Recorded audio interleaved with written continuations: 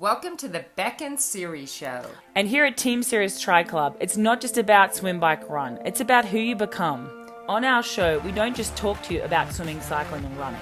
We talk about mindset. We talk about fearless authenticity and being your very best self. Hi there, Cam here from Team Sirius. This week on the live chat, we've got Beck back, which is great. She's going to give us an update on Siri's treatment, and she's also going to introduce us to all our new members. So I hope you enjoy it, and I'll talk to you again soon. Hi everybody, sorry I'm a little bit late and I have not been on. Siri and I apologise for not being on for some weeks now. Oh my god, I'm looking at my hair saying I need to do my hair. So I'm going to do it while I sit here, and I hope that you guys can join us. I'm really sorry that we haven't been available for a few weeks. As you guys know, my beautiful wife has been going through treatment. So I thought I should give a little update on her once I welcome some of our new members. I saw we have about 20 new members that I have failed to welcome. So I'm going to read out your names. And if you guys, I thought we'd do something really fun. Siri and I thought if you hear your name being read, I actually have like a... This is cool. We should actually use this. But anyway, if you're hearing your name being read, you need to write me an email, and it's at teamserioustriclub@gmail.com, and tell me that you heard your name, and I'm going to send you a free visor, because I want to see who's listening, and I want to make sure that all our club members jump on and listen to our live chats. So if you hear your name being read and you're a new member, I'm going to send you a visor. Just send me an email at teamserioustriclub@gmail.com, and I'll send you a visor. As a thank you for joining, just something crazy we wanted to do today. So welcome to Diana Marks, Jorge Rosales, Tiffany Hawkey, Gabrielle Marsh, Lee Irwin, Heather Butcher, Katie Kurz. These are like all in the last couple of months, the last 8 weeks.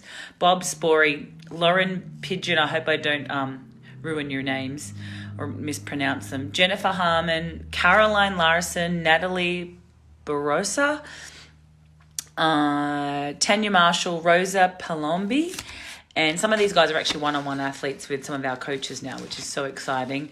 Megan Ling, I can see you. Hello, welcome. Sebastian Pernay, Janelle Peterson, Kristen White, and Stan Shaw.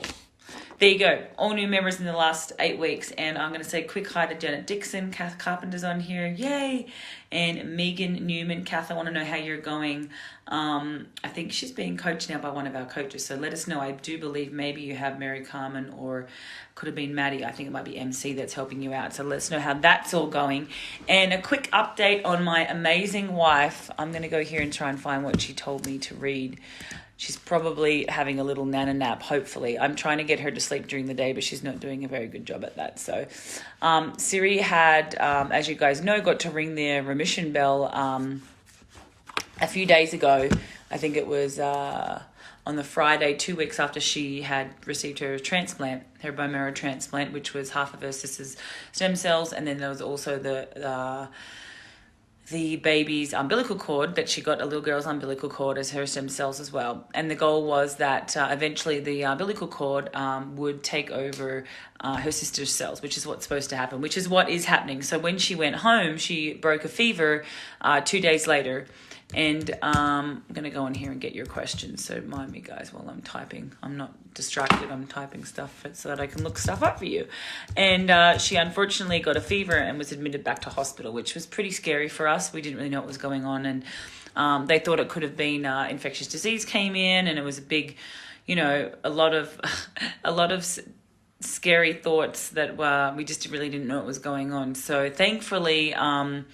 it was pretty normal, according to her transplant doctor, that's what happens once. Anyone who's gone through stem cell transplant would understand this, that her body goes into a little bit of shock, and she had the fever because her sister's cells were being taken over by the cord cells, which is exactly what they wanted to happen. So her immune system is right down. It's gone down really low again, which is actually a great thing, because it means that her body's accepting the stem cell replacement with the cord that she was given. So I hope I'm not botching this. If Nicole DeBack's listening, jump on and add to it.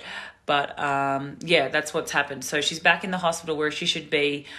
She has no viral infection, no bacterial infection, which sent alarm bells off when she came back with a fever. But thankfully, she has the most amazing doctor in Dr. Gutman at UC Health. And he said it's perfectly normal for when the haploid lets go and the cord takes over, that series immune system drops down and she gets a fever, and it's a good thing because it's her body allowing those to come, and there'll be zero chance of rejection. So this is all happening in divine timing, and we're very grateful for all these amazing doctors. And she also got some good news about her biopsies from a few weeks ago, came back completely clear, and there's many more biopsies to come, and they consider it not full cure until after 5 years. So we have a long road ahead, but everything's heading in the right direction, and she's been really strong. It's been a little bit of a roller coaster, but she's been really strong. And that's my dog barking. Excuse that. Hopefully my mum goes and gets him. But Sparky. But she's doing really well, you guys. So there we go. That's an update on my Siri. And we had quite a few questions. If you have any questions, guys, please reach out now, because I've not been on a live chat for at least 3 weeks, and I feel like you guys must have a lot of training questions or training plan questions or any sort of questions, and I'm gonna answer one of the ones that you guys asked about training programs, because I think someone was asking. Many of you guys, as you know, we have all programs available for all levels, and we have Olympic 70.3 and Ironman. And people have been asking how they decide sort of what plan to go on, and please put your questions up if you want to, you guys. So basically our plans aren't based on your fitness level. They're more based on time management, because all the sessions are based on perceived effort. So rate of perceived effort or rate of perceived exertion, not necessarily heart rate or heart rate zones. They'll change a lot, especially if you're a newbie or if you haven't done the particular training that we give you. Your actual heart rate zones will change. You'll be able to have a higher threshold, aerobic threshold, and a higher anaerobic threshold as well. So we don't go by heart rate. We've explained that several times. So any questions about that, let me know. But basically our training plans, the beginner 70.3 starts at about 7 hours, and it goes up to about 14-15 hours at the most. So you're never really doing more than one session a day. Most of the time you're doing only one session a day. And the intermediate 70.3 starts at, I think, about 10 or 11 hours and goes up to about 16-17 hours. And you will do one session a day, and then maybe 2 or 3 days a week you're going to do 2 sessions a day for you guys that are working. So it's definitely based on time more than fitness level. As I said, it's based on perceived effort, so it doesn't really matter. And then the advanced one is anywhere from say 15 hours to 22, 23 hours. So it's pretty advanced. It's mostly 2 sessions a day for most days of the week. So that gives you a good indication of what our plans are about. And Olympics, not too far off that. I could probably take 1 or 2 hours off the Olympic distance. You'll still be doing 3-hour rides and an hour and a half runs, but you won't get up to sort of the 4-hour rides and 2-hour runs that you do on the 70.3. So similar hours, like 7 to 10 for the beginner, 11 to 14 for the intermediate, and then 16 to 20 for, say, the advanced Olympic distance plan. And Ironman continues, obviously. I can go into details if you want details about that, but Ironman's similar, beginner, intermediate, advanced. And as you go up the plan to the advanced, the time increases. So you'll have more sort of 3-4 hour sessions a day, most days total. So you'd be doing 2 sessions a day if you're on the advanced plan. And that's really for people who don't work. We have a lot of full-time age groupers. So that's really for people, if you're going to do the advanced Ironman plan, don't expect to be doing more than 2 or 3 hours of work a day, because you're going to be training between 3-4 up to sort of 6 hours a day on that advanced Ironman plan. Not a lot of people can get that done. Most people struggle with it because it's usually 2 sessions a day minimum, so on every day. So there you go. There's got to be some questions, you guys. So please hit me up. Otherwise, I'm just going to turn my live chat off because I don't want to be talking to nobody. But please let me know if you have any questions at all. Let me see if we have any more information up here, any more questions on my, because I can't see any going through right now. Okay, you guys, hit me up. We're here. Anyone have questions about Siri? If you missed it, she's doing really well. She's back in the hospital for a few days. Her immune system's still low. So fire your questions away, you guys. I'm trying to find the training plans. Here we go. Yeah, so 16 weeks 70.3 is 7 to 14 hours a week. 16 weeks 70.3 intermediate is 14 to 21 hours a week. And 16-week intermediate is 10 to 17 hours a week, and 16-week advanced is 14 to 21 hours. So there you go. And then for the Ironman, I don't have the numbers on here, but hit me up if you guys need that. And remember, you guys, as part of the club, you get a training plan valued $500 for just $199, and you also get free start of season, end of season, run plans, taper plans, all that stuff. Swim blocks is all in our app, so just go under training plans, it's all in there. And anybody got still no questions that I can see, but I love that you guys are sending Siri's love Siri's way. That's amazing. Okay, so if we're not going to go into questions, I'm probably going to quickly touch on training coming back from injury, because I actually have an athlete right now, Nicole Dubac, who's had plantar fasciitis and a cortisone shot. And plantar fasciitis right now is really common. It seems to be really common in our group, but it's really just a common niggle or injury. And plantar fasciitis is basically when you have pain under your foot. So it can be heel pain, it can be in the middle of your foot underneath in the fascial area, or it can be insertional behind your big toe or in your heel. And generally, if it's insertional, sometimes that's a little easier to target because the cortisone in there tends to knock it down, and you actually get that inflammation goes away. And that's what's happened with one of my athletes. I had a similar thing where I had insertional plantar fasciitis, so right on your heel bone, and managing it is hard. So I think there's usually 3 things that we go by. So if you've had the pain for more than 3 or 4 weeks, we always recommend to go and get it checked with an MRI, and that will let you know whether you have a tear.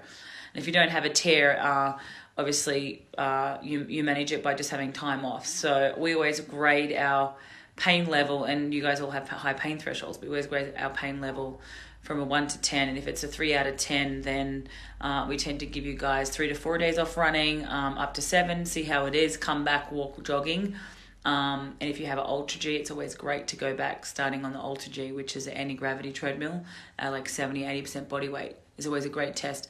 But if it's sort of above a 3 or 4 out of 10, then we tend to take 7 to 10 days off training. And if that doesn't help or get any better, and you get an MRI, it doesn't show much, just shows a bit of inflammation, then there could be a small tear that's missed. Or if the pain's still there, then that's when I think when it gets to sort of a 5 or 6 out of 10 pain-wise, or even up to a 7, you want to have 3 to 4 weeks off running altogether. And it all depends, but with a tear, especially with even a grade 1 or 2 tear of the plantar fascia, because you're always walking on it, I recommend always wearing running shoes. Try the plantar fascia. It's called I forget the name of the sock. There's a sock you can buy that pulls your foot back so that when you're in bed it's really stretched, so that when you put your foot down it's not as much as a shock to the body, stretching that fascia. So you can buy those socks that hold your foot in that place from any pharmacy. Well, we have them in Australia, I don't know about here. Wearing run shoes around all the time, and supportive run shoes. And people with high arches sometimes get this even more so because they don't have that support in their shoe, and their arch is constantly under a lot of pressure. And we do encourage running on your ballsy, Strasbourg sock. That's the one for the plantar fascia. Thank you, Janet. So we always recommend, running on your balls of your feet and your toes, but not your toes, the balls of your feet mostly. And that push off, that can cause like tightness in your calves, which can cause tightness in your Achilles, and then of course your plantar fascia. So I recommend gradually building into running on the balls of your feet. Like, don't do it everyone. And when you're running easy, you don't need to focus on it as much, but doing the speed work, you always want to be running on the balls of your feet. You see all those fast Kenyans, that's how they run. That's how they get their drive. You're pushing into the ground. So then the third thing with plantar fascia is just, I guess, checking your run shoes and checking your run form again. And usually if the pain level's been there for quite some time, if you've had an MRI and it shows a tear, then you want to be in a boot and you want to get probably a cortisone shot as a last resort. If it's still there 3 or 4 months later, the cortisone shot's great. People worry about having them. I don't know why there's so much against having cortisones, because normally it's only a week or so off with a cortisone if they get it in the right spot, and you wear like a boot for a couple of days and then it's done. And I haven't heard about much being done with PRP into plantar fascia, but PRP does work, platelet-rich plasma, in your Achilles very well. I just don't like the idea of putting cortisone in your Achilles. So there you go. If you've got plantar fascia, I would gauge it by the pain level and give it time off. And if it doesn't get better with a week or 2 weeks off running, then it's time to get that MRI and see what's going on there. Keep your run shoes on. We have inside run shoes inside the house that you can walk around in to support your arch, because it's keep your calves loose, keep your Achilles loose, keep your soleus loose by always stretching your calves. So usually the cortisone, depending on the pain level and how inflamed it is, most people only need 1 shot, depending on how long you've had the injury. If it's a long injury that's had a lot of inflammation, it's become quite chronic like mine did for about a year, I end up having to have 2 cortisones. So it's not necessarily, Laura thinks that's a great question. It's not necessarily how long does it last. It's more so that it reduces the inflammation that's in there and often completely gets rid of the plantar fasciitis issues. So it's not like it's numbing the pain, it's actually reducing the inflammation really more than anything. And usually that a lot of the time, if it's not a specific tear, it's just inflammatory or it's just tight, or if there's a really microfiber or small tear, then the cortisone will just help get rid of that, and that little bit of time off, 7 to 10 days off the shot, sometimes is what will heal it. But sometimes you'll need 2 shots in a row to really get it, and you actually want it guided by ultrasound, because I've heard of not very often, but sometimes if it's not guided by ultrasound, they'll hit the fat pad, and then that can cause even more issues. So you always want it to be guided by ultrasound. How about for the groin area? It's upper quad on the inside. Ooh, adductor. Yeah. So inside would probably be one of your adductors.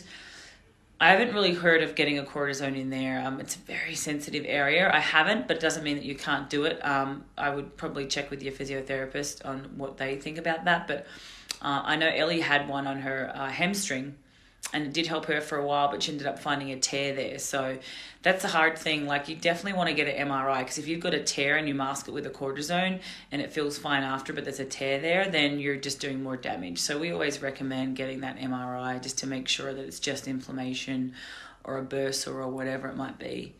Have a race in May, can't really take time off. Yeah, so Laura, if it's in May, I'd, depending on how, if it's a chronic plantar fascia that you've had, I'd probably, and you can't get rid of it, and it's just niggling, and you've had an MRI, it doesn't show any tears, and just go and get the MRI. Don't waste money on rehab if you don't know what the actual issue is. But if you've got an MRI and it's not a tear, then and it's still painful, I would probably get the cortisone and just take the 10 days off and see if that helps, because you have time and it's February. So I would definitely recommend that.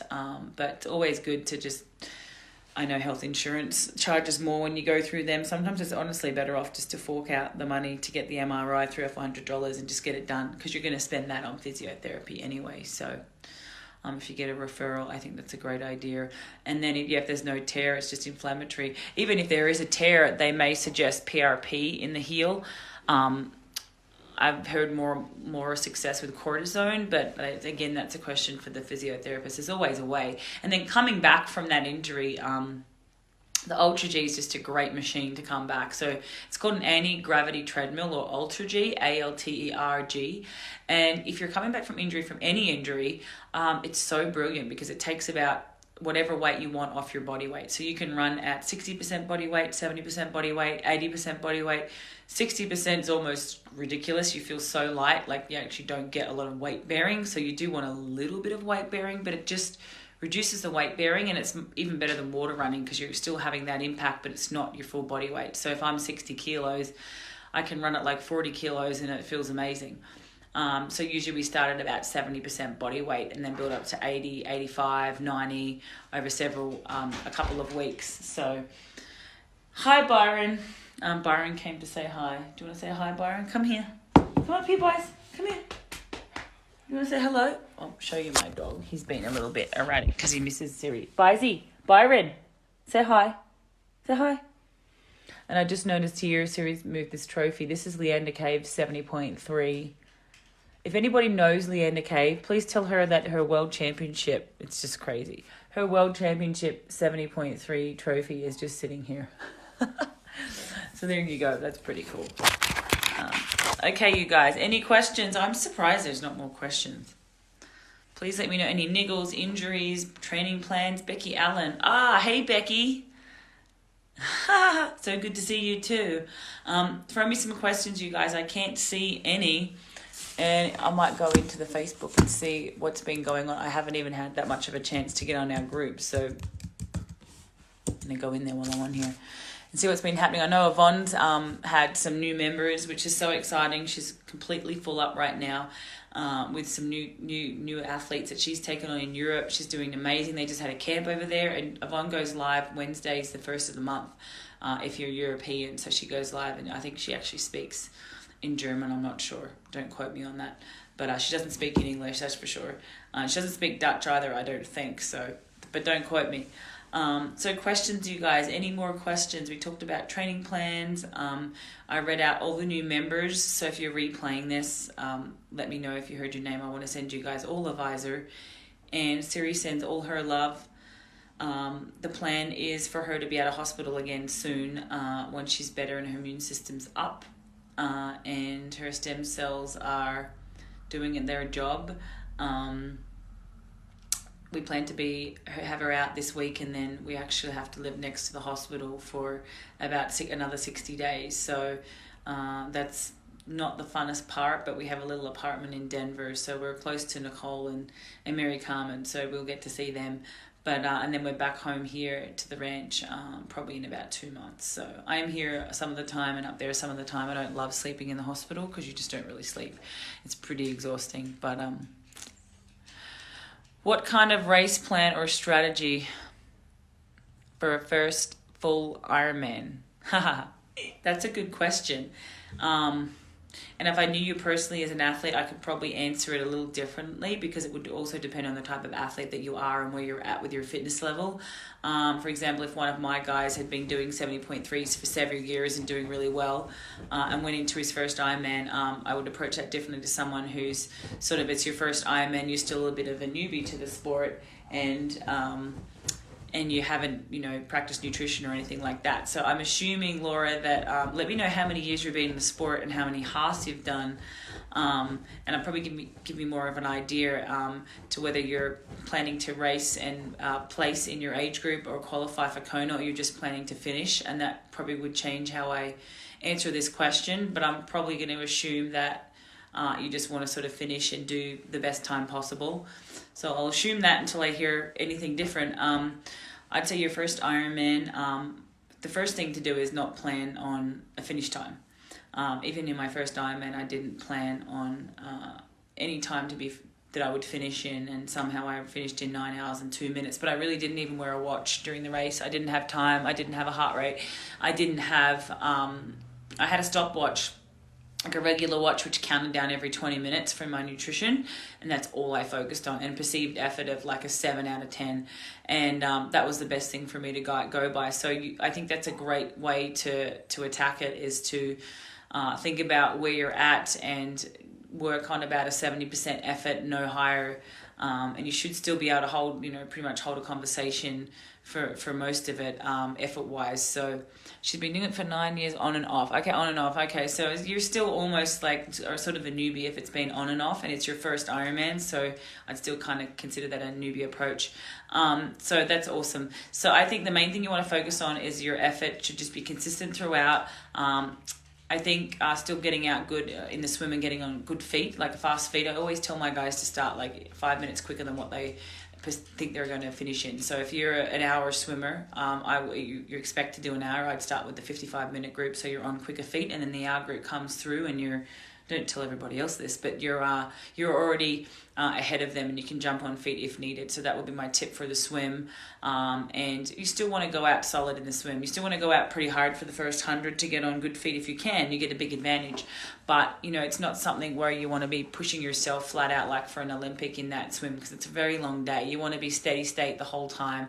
Like I would say not even higher end aerobic. I would be more like, the best way to say is like a 7 out of 10 effort-wise. And then on the bike, again, build into it. You never want to go out flat out at the start. It's like a 5 or 6 hour ride. So again, you want to be building into it, and if anything, even try coming home stronger. And the fueling is just the most important thing, and the same for the run. I think trying to to run through aid stations that you can, but I think first time Ironman, I'd almost be brisk walking through every single aid station to get all your food in and all your nutrition, and you don't want to miss it at all, because you can only hold so much in a flask, and that might go pretty quick. You want to be getting like at least half a litre in per hour, like this is probably 300 mils, so it's really hard to drink on the run, and you've got to keep getting your nutrition in, and you still want to be getting it in throughout the entire marathon. Some people make the mistake of just going to fluid, just water and Coke and Gatorade and electrolyte, and it's just not enough. So you still want to be having 1 gram of carbs per kilo of body weight per hour on the run too. And if you really get the nutrition in on the bike, you'll just need to be topping up, and you won't be hitting that. You tend to bonk anyway in an Ironman. Everybody does, and you do hit flat spots, and it'll be like a roller coaster. You'll hit a bad spot and then go up again. But when you have those bad spots or those dark times, you just always think about what got you to where you are, all the hard training you've done, and just slow down a little bit, take some fuel in, take some water in. Remember, you've got to drink 100 mils of water for every 10 grams of carbohydrate. So if you're having a gel that's, say, 20 grams of carbs, you're going to have to get 200 mils of water to diluted to digest that in your stomach, and that can be really tough too. So you want to be sipping on water a lot of the time, and people try to sometimes scull electrolyte with their gels, and then you're overly concentrated and your gut's trying to break down, and it's trying to cross that barrier with all the electrolyte and the gel with no water. So that's where we can often get into issues. So, and when it's really hot, it's even harder. So I think nutrition really for you, Laura, is the key. And making sure you've worked out exactly how many grams of carbs you're having, which, as I said, 1 gram of carbs per kilo of body weight. So me, I'm 60 kilos. I actually used to take in 90 grams on the bike, so 1.5 grams. And I think if you've practiced it in training, I'd start practicing taking in even more under effort. The more, if you can get up to absorbing, 1.5 grams per kilo of body weight per hour on the bike, so you're overfueled a little bit and you're topped up on the bike, then it won't matter so much if you miss a little bit in the run. It's really hard to absorb anything in the run, but you still have to, it's force feeding. And people say to me, how did you eat and what was your nutrition like? And it felt like almost like I was force feeding myself. It was not comfortable. I never felt hungry ever, but I would force feed it. So don't make the mistake of waiting till you're hungry. You actually got to shove it in and just swallow it. Just get it in there and get in stuff that can be absorbed quickly. Real food is always better than gels and all that crap, but it's not always. You can't always do that. So I like to use Goo Roctane or Carbo Pro or some sort of carb drink during the bike, and then the run I just have the gels, or the Goo Chomps are amazing. They're really good. Leander Cave swore by those. So yep, I think fueling is the key. Hi Cam, while Cam's on here, I actually want to thank Cam. I haven't even talked about this. I guess I've been distracted a little bit with my wife, but my wife and I, Siri and I, put on a huge gala in Los Angeles, and beautiful Karen's there, our amazing best friend on right now, Kaz. She's also one of the coaches, but Kaz is one of our very dear friends, and we raised $500,000. Yes, I said that correctly. We raised $500,000 in LA for In Our Hands Action Fund, not Believe Ranch and Rescue, not to get that confused, but we started a C4 particularly to lobby their SAFE Act bill to end horse slaughter. So we've raised $500,000 for our C4 nonprofit In Our Hands Action Fund, and that is going to go towards ending horse slaughter, so passing the Safe American Food Export Act to end horse slaughter. So it's really exciting, and we're very proud. My goal was $500,000 and we got to $530,000. So we'll be spending that on lobbying and a public service announcement like never before. We are the world for horse rescue, and we're really excited about it. So while we're saving horses, we're also making sure that no more are being shipped to slaughter. So that's going to be done this year. We're pretty excited. So I thought I should mention that because Karen's on, and she was an integral part of this as our CFO and on our board. And Cameron Langsford was a huge contributor. He basically was sort of the behind-the-scene man who became Melissa Etheridge's, what did you call it, Kim? Melissa Etheridge's roadie. And if you look at his Instagram, he's got some pictures at the back there where he was like pretty much controlling the entire run of the show. So thank you, Cam. My twin sister Simi was amazing. She was there, and Perry came and helped, and we just were so proud to to see that come to fruition, that's a big why behind even behind this club. Like, any money that we get goes towards our horses. So yay. Okay, back to triathlon, because I do get in trouble for talking about our horses too much, but I had to mention that because it was pretty special to be able to raise that much money. And if you guys, actually, one more thing. Go to Julianne Hoff. You guys all know who she is. Go to Julianne Hoff. I think it's Jules Hoff, Instagram, and look at her bio and look at the link in her bio. The link in her bio is to In Our Hands Action Fund donation page to our website. So Jules Hoff, who has 5 million followers, came to our event along with Melissa Etheridge and Tony Robbins, and she actually has our website link in her URL in her Instagram bio. So that's pretty freaking cool. She may have taken it down now, I'm not sure, but it's been there for about a week. So she was just incredible. So anyone who hasn't met Jules Hoff or hasn't watched her, you guys need to find out more about this girl, because she's just been amazing.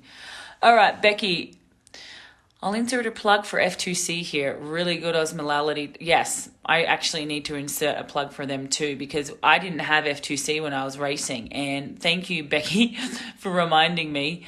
Bit of brain fog there. I unfortunately didn't get to use F2C while I was racing, but F2C have an amazing product that they have, designed over several years and lots of testing. And as you guys know, it's all organic.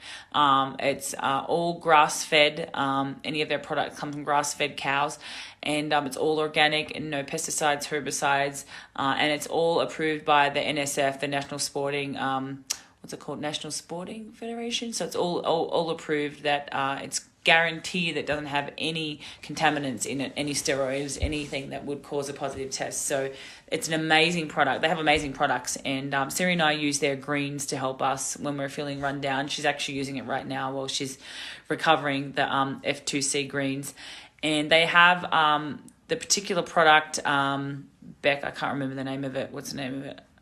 I can't remember, but there's a particular product that they have, which is a carb drink, and they have really high osmolality, and that's something that's really been a selling point, and I think it's helped a lot of people with GI stress, because that means basically that it can move in and out of the cells much quicker, so it's absorbed much easier, so it doesn't sit under your skin or sit, where it shouldn't be and cause all that bloating. So the osmolality has just been amazing on that, and Pharma Greens. Yeah, but Beck, what's the carb drink called?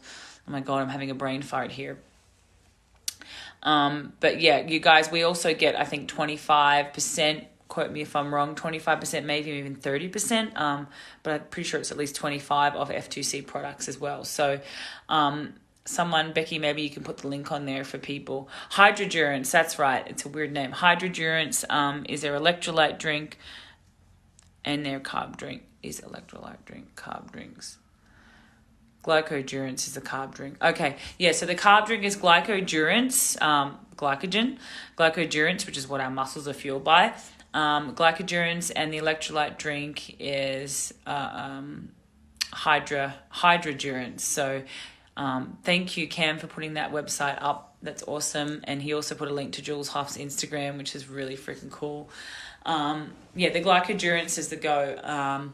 And I love that name. So anyone who wants to try the F2C, the osmolality, as I said, is better than any other product on the market. So I always like to drink like a carb liquid when I was on the bike, because it's just so hard to have gels, and I saved the gels for the run. So, and Beck, do they have, I don't think they have gels yet. Let me know, because I know they were looking into it, but right now I'm not sure that they actually make any sort of gel, which there's probably a reason for that.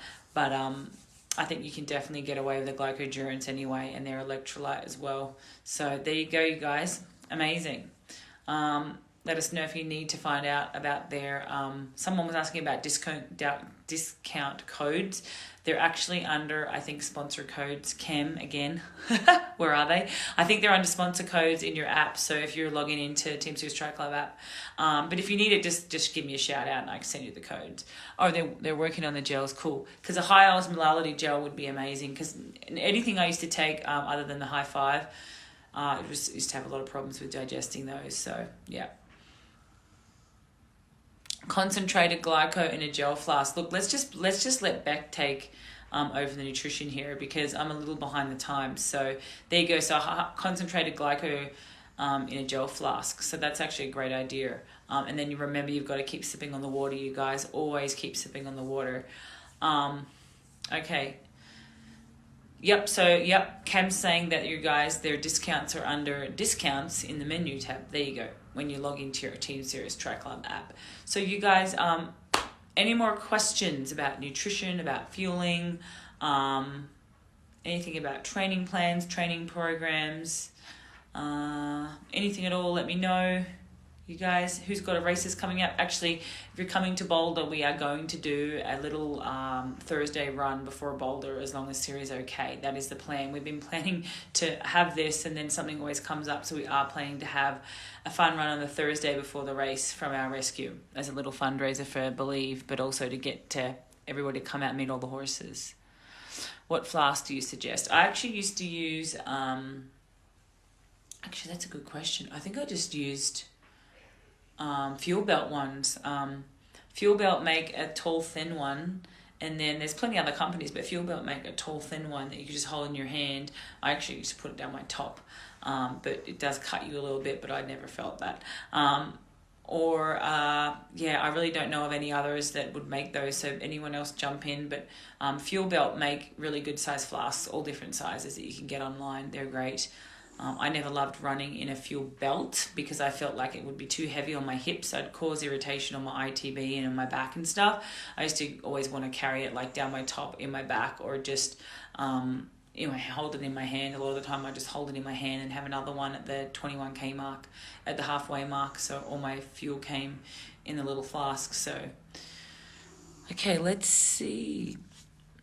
Hopefully you will see this. What I did pre-altitude Boulder is follow raw Stacy Sims sauna protocol. Good for here in altitude. Definitely start hydrating as soon as you get on the plane to travel. Lemon in the water. Yep, great. Yeah, Stacy's actually on this club. Like, she's part of the club. She's a member. So it was quite funny. I saw somebody ask about raw or something that Stacey had done, and I tagged Stacey in it, and she replied, and I think it was Alina. She was shocked that these Stacey Sims actually replied to her. So Dr. Sims is amazing, and the raw protocol, I don't exactly know it, but I know that the sauna protocol definitely works. I did it before my first Junior World Championship, which I won, and I used to sit in the trainer, actually on my bike, on the trainer inside the sauna. But it does adapt your body. It's like anything. It's like hypoxic breathing. It's like anything you practice, your body adapts to. Lemon in water is like an alkaline thing. So, and that's where we've been really with Siri pushing that, and Siri's always pushed it, which is crazy because cancer can't live in an alkaline environment. So lemon in the water is really good to keep your body alkaline, and then constantly drinking a lot of fluid. But Beck, I love that. I'm not sure what the protocol is. Maybe we can get Becky on and do a live chat to talk about it. Actually, I vote that Beck comes on and does the next live chat. What do you think, Beck? I think that would be great. Beck actually has, I would say, more knowledge than me in some areas, and especially when it comes to F2C, because she's been using their products. I haven't been using it. So, and Beck knows a lot about Stacey Sims' protocols. So, Becky, we might actually... I might throw you under the bus and make you come on and do a live chat. I think everybody would love that. And then maybe we can make that announcement too that we were talking about. Karen Burks is saying yes. And Karen has worked with Becky for several years now, and every year she gets faster and faster, and she has just been an amazing testament to Team Serious Tri Club. So, yay. All right, you guys, any more questions? Karen Burks, I love you. Laura, thank you. Becky, love you lots. All you guys that are on. Cam, you're amazing. Who else is on here? Thanks everybody for jumping on. Laura, I see so many people. Karen Goebel, my athlete, how are you? Good to see you. Carol Walker, yay. Clark, Ali, Dan, yay. Megsy, Kath Carpenter, Janet Dixon, and Megan Ling, one of MC's athletes on. So thank you guys. So good to be back. I'd love to make it a little bit more strategy to the next one, but I really wanted to get on tonight just to say hi over everybody. So Siri sends her love. Keep sending your love, you guys. And I know sometimes she doesn't write back, but she feels everything, and she gets so exhausted. She honestly... To give you an example, her hemoglobin and hematocrit, I think her hemoglobin is like 8, and it should be like 40. So she barely has any oxygen going around her body, so she gets pretty exhausted. I don't really know how she's doing what she's doing, to be honest. And today, a funny story, and Perry Hogan, hello. Today, she's allowed to walk around the inside of the tiled area of the laminated area. She can't go anywhere but this small, it's probably about, I'd say, not even 50 meters for one lap. And she wanted to do 16 laps, like 16 400s on the track. So she did 4 laps one way, 4 laps the other way. Then she switched 4 laps one way, 4 laps the other way. She did 16 and she walked for 35 minutes. Actually, 38 minutes. So that was a record for her in the last 2 weeks. It's funny what we take for granted, isn't it? You know, I think she'd just be so wanting to get out there and just run.